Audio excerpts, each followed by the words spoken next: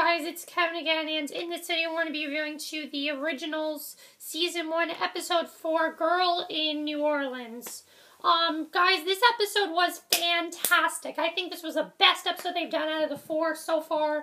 We really found out a lot more about the new characters that we don't really know yet, and it's really great that they're telling us more about them because we really do need to know more about them, and I'm really happy about this. So, I really enjoyed this episode.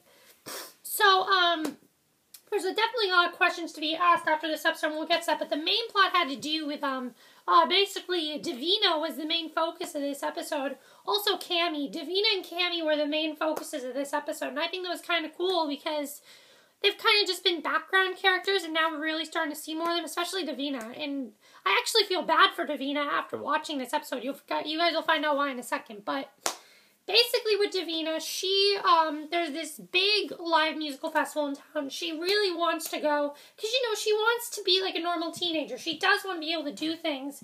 And Marcel basically, is kind of worried about it. And she says, you do know what I'm capable of, right? We see that she's actually much more powerful than Marcel has ever thought of.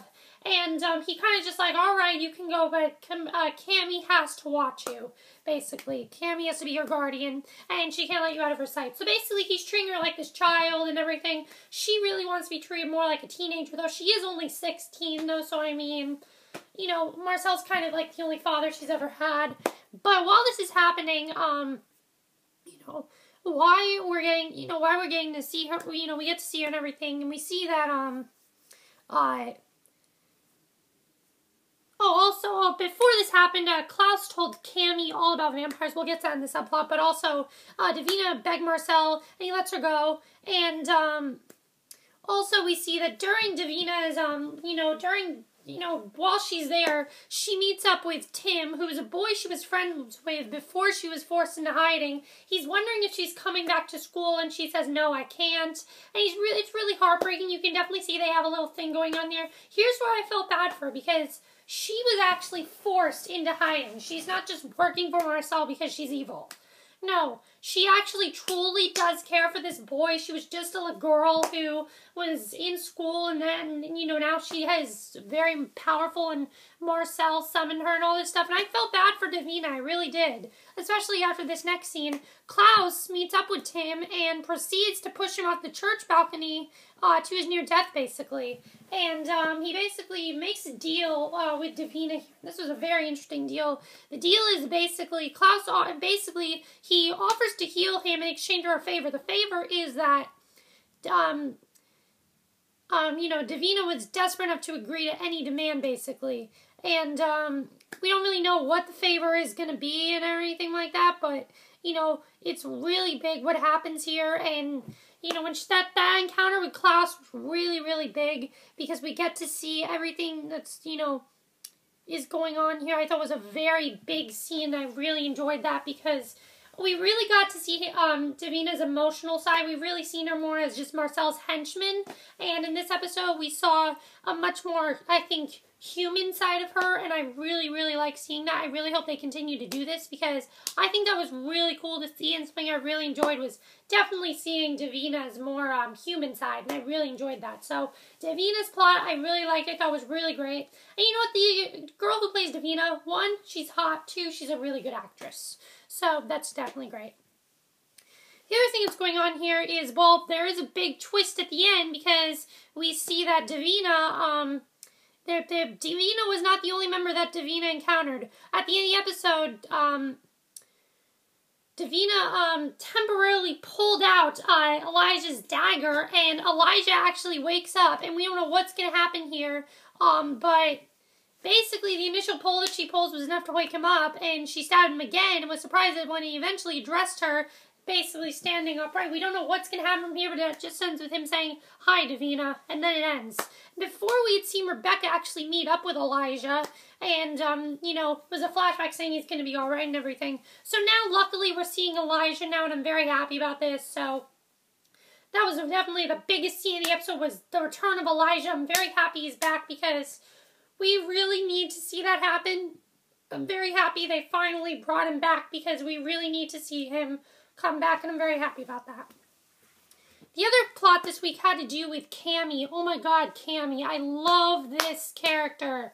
Like, seriously, her and Klaus need to get together right now. So first of all, Klaus tells Cami all about the vampires and everything, and she's a little shocked, and he tells her not to be scared, and she's actually not scared. She's actually okay with it. She's cool with it, and I'm happy that she was cool with it, because it was a good thing that she was, because I was happy that she was cool with it and not upset with it. So that was definitely a great thing.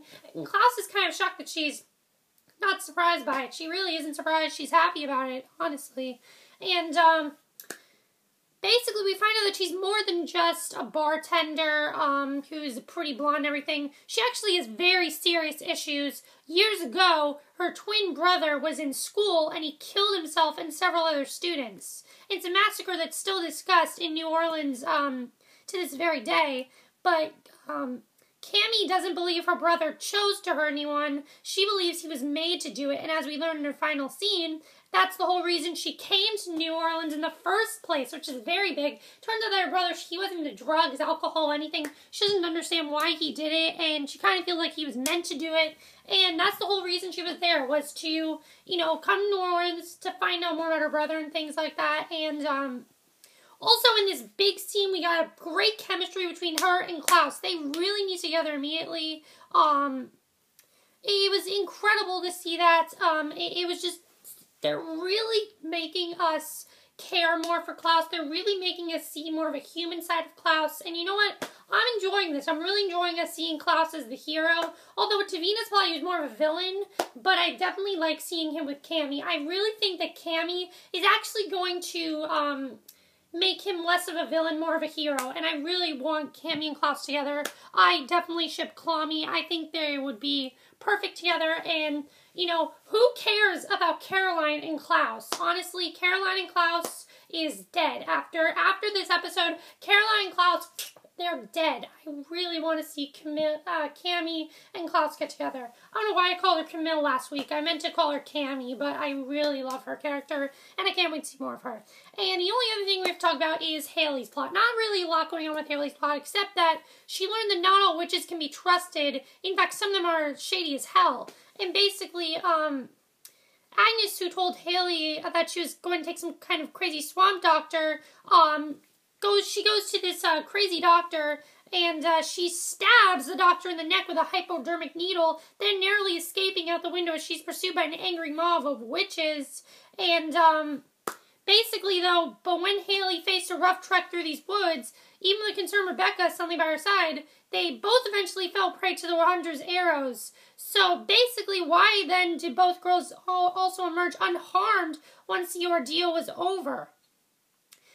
Because it was because of Hayley's wolf pack. And some people are speculating that they might bring Tyler on this show, which I think would be really cool if they brought Tyler on the show. I don't think it's going to happen, but if that were to happen, I think that'd be amazing, and that'd be a really big twist. Not really something I'd expect, and you know what? This is a show where you can't really expect a lot, and I really like that. So yeah, that's basically what happened there. So yeah, overall, I love this episode. We got so much character development from Cami and Davina, and I really love that. Let me know what you guys thought of this episode. Did you actually feel bad for Davina? I honestly felt bad for her. She lost her love, and that was her love and everything, and she felt bad about it, and it really showed how powerful she was. Now to Elijah's back. What is he going to do with Davina?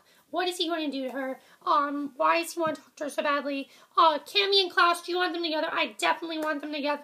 And Hayley, who is this wolf pack? Why is this, you know, who is the wolf pack? Why is it always helping her out, basically? You know, why is it always helping her out?